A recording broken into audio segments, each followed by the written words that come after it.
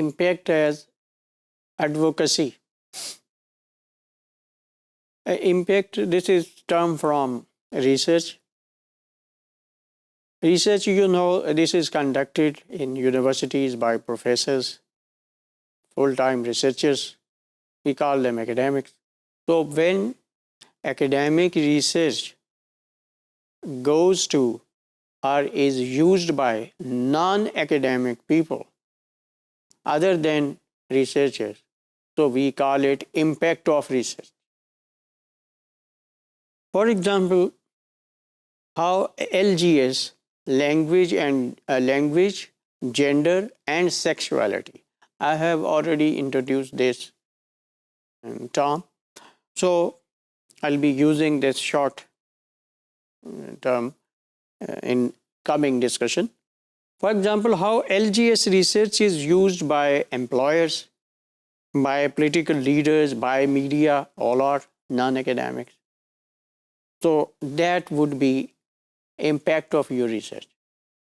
Impact is measured. How we measure what is impact of research? We measure it, how many people view your research, how many times it is downloaded, how many times it is shared, etc.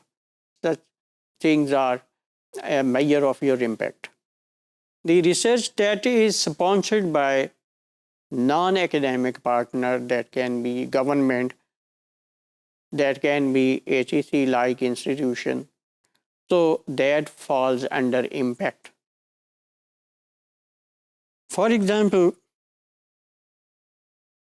some sponsor organization asks you that conduct a research on the problem, why do girls excel boys in foreign language skills? Why do we call them language technicians? We have already discussed it when we talked about globalized economy in China in some previous module. So why are girls better in language communication skills? Why are girls marginalized in classrooms where both sexes study together? So why do teachers prefer boys to girls? So if such problems are presented to you for research, so such issues attract people who are policy makers, who are course designers, who are teacher trainers, or language skills teachers, or they are feminists, all are non-academic. So your research would attract all these non-academic parties. So that would be impact of your research. Similarly, research on institutional discourse, that is also part of impact. Customer service sector, political speeches in parliament, court trials of violence cases, violence against women. Besides this, research on misogyny, hatred towards women is called misogyny.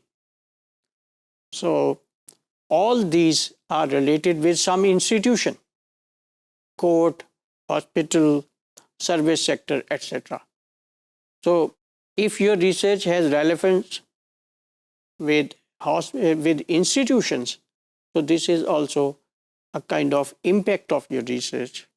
So we conclude that all these things, media networks like Facebook and Twitter, they think ways to control it. When you conduct research on these things for your institute, for some interested party, so they would use your research to control gender issues.